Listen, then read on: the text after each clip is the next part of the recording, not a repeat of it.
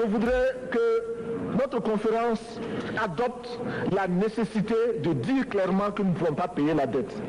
Non pas dans un esprit belliqueux, belliciste. Ceci pour éviter que nous n'allions individuellement nous faire assassiner. Si le Burkina Faso tout seul refuse de payer la dette, je ne serai pas là à la prochaine conférence. Ce jour-là, Thomas Sankara prononce son dernier grand discours, à la tonalité révolutionnaire. Il demande aux chefs d'États africains de ne pas rembourser la dette ni à la France ni aux bailleurs de fonds et de faire front commun sous peine de mourir. Vision prémonitoire, 2 mois et demi après, Thomas Sankara est assassiné à l'issue d'une révolution inédite en Afrique. Thomas Sankara naît en 1949 à Yako, en Haute-Volta, qu'il rebaptisera, une fois au pouvoir, le Burkina Faso. Il est le fils de Marguerite et Sambo Joseph Sankara. Son père, gendarme, a combattu sous le drapeau français lors de la Seconde Guerre mondiale. Après son bac, Thomas Sankara rejoint l'académie militaire d'Ansirabe à Madagascar, une expérience qui va profondément le marquer. Il y arrive au moment où Madagascar connaît une révolution, un virage à gauche avec Didier Ratsirac, donc ces jeunes colonels, ces jeunes militaires qui prennent le pouvoir et qui veulent réformer de fond en comble la société. Donc il est spectateur d'une révolution qui va l'aider lui-même à mûrir un projet révolutionnaire par rapport à la Haute-Volta. Et puis plus tard, il fera également un stage au Maroc où il se liera d'amitié de manière un peu plus précise avec Blaise Compaoré. Donc il y a dans ces déplacements à l'extérieur de la Haute-Volta des formes d'apprentissage, des formes d'éducation politique et aussi des découvertes d'expériences révolutionnaires menées dans d'autres pays qui sont très importantes puisque la conception de la révolution sankariste est d'être internationaliste. De retour à Ouagadougou, Thomas Sankara participe au renversement du régime en place. Il est soutenu par la population qui espère sortir de la pauvreté et devient président à seulement 34 ans. Inspiré par la révolution cubaine, le capitaine Sankara instaure les comités de défense de la révolution, aux méthodes radicales. Le peuple est sommé de construire écoles, dispensaires et logements.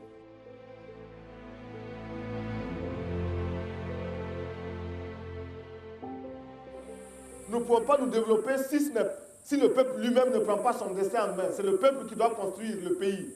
Ce n'est personne d'autre. C'est 20 villas aujourd'hui. Demain, ça sera 20 écoles. Ça sera 20 dispensaires. Ça sera 20 maternités. Et chaque année, c'est ça. Autre chantier majeur, la santé. Grâce à une campagne de vaccination massive, le taux de mortalité infantile chute spectaculairement. Thomas Sankara, communicant hors pair, sait se mettre en scène pour encourager ses concitoyens à donner leur sang. Il ne faut pas tout enlever. Hein. Non, président. Non, on va enlever ce qu'il faut. Mais la pierre angulaire de sa révolution, c'est le patriotisme économique. À l'époque, le budget national burkinabé dépend à 40% de l'aide française. Thomas Sankara prône l'autosuffisance pour briser la dépendance vis-à-vis de la France et des bailleurs de fonds. Mesure emblématique, le port obligatoire pour les fonctionnaires du Faso d'Anfani, le tissu traditionnel, afin de relancer la filière coton. Produisons ce dont nous avons besoin et consommons ce que nous produisons au lieu d'importer. Le Burkina Faso est venu vous exposer ici la cotonnade produite au Burkina Faso, tissée au Burkina Faso, cousue au Burkina Faso pour habiller les Burkinabés. Ma délégation et moi-même, nous sommes habillés par nos tisserands, nos paysans. Il n'y a pas un seul fil qui vienne de l'Europe ou de l'Amérique. Mais ce virage économique radical s'accompagne d'une cure d'austérité sans précédent. Derrière ce patriotisme économique, il y a cette idée d'austérité. Donc on va imposer au peuple une austérité que l'on juge bénéfique. On va lutter contre la corruption, contre la mauvaise gouvernance, et ce bien avant les injonctions du FMI. On va le faire de manière concrète et sérieuse, en expliquant qu'il vaut mieux que tout le monde ait de l'eau que quelques-uns aient du champagne. Donc on va utiliser également des métaphores qui ont sens pour la population. Et tout cela, en fait, va permettre au Burkina Faso eh bien, en l'espace de 3-4 ans, d'avoir une nette amélioration de ces indicateurs économiques. Et même la Banque mondiale, qui ne portait pas dans son cœur les mesures de Thomas Sankara, sera forcée de reconnaître que sous son règne de 4 ans, si on peut appeler ça un règne, eh bien, le Burkina Faso n'aura jamais connu un tel développement. La révolution s'attaque aussi aux problèmes écologiques.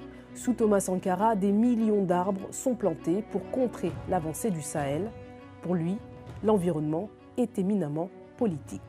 La lutte contre la désertification est un combat anti-impérialiste dans la mesure où nous savons que pour l'impérialisme, l'exploitation des hommes est un acte tout à fait normal, a fortiori l'exploitation des forêts, de quelque façon que ce soit directement ou indirectement. Thomas Sankara, athlète et musicien, impose aussi le sport de masse. Les discothèques assimilées à la bourgeoisie car payantes sont-elles fermées et remplacées par des bals populaires. Mais cette révolution à marche forcée rencontre très vite des résistances. Les syndicats malmenés ainsi que les fonctionnaires sont en première ligne de l'opposition.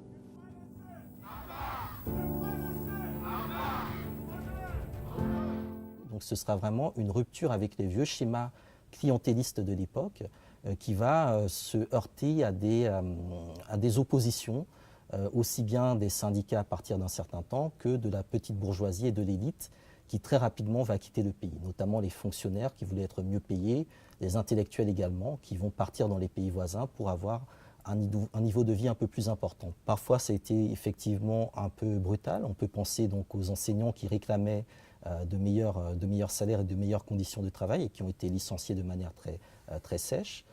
On peut également penser à la manière dont certains intellectuels ont également été traités par le régime qui a développé toute une phraséologie autour de la bourgeoisie réactionnaire.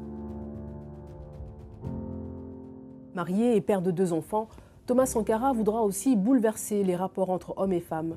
Il fait interdire l'excision et porte un discours féministe. Camarades, les mauvais maris, les mauvais maris, les paresseux. Les femmes voltaïques nous posent un grand problème parce que leur libération n'est pas facile. Elles sont aujourd'hui dominées par des hommes eux-mêmes dominés. Donc elles sont doublement dominées. Il a également promu les femmes à des postes de responsabilité, notamment au niveau du budget. Il y a des mesures qui parfois paraissent anecdotiques sur la journée des hommes au marché, donc le jour où les hommes doivent eux-mêmes aller faire le marché pour voir qu'est-ce que c'est. Le 8 mars. Effectivement. Il a également soutenu un certain nombre de femmes qui ont combattu dans le monde entier. Il a également eu, je pense, par rapport à son épouse, donc Mariam Sankara, un comportement qui montre toute l'attention qu'il portait justement à cette unité du couple en termes de fondation, de fondement politique et social. Donc je pense que ce n'est pas une erreur de dire qu'effectivement il a été bien en avant de ce qu'on peut entendre aujourd'hui concernant le féminisme ou l'afroféminisme en termes de promotion des droits et de la lutte des femmes et de leur émancipation par elles-mêmes. Un franc-parler qui détonne aussi sur le terrain diplomatique. En novembre 1986, alors qu'il reçoit François Mitterrand, Thomas Sankara improvise une déclaration au ton tranchant.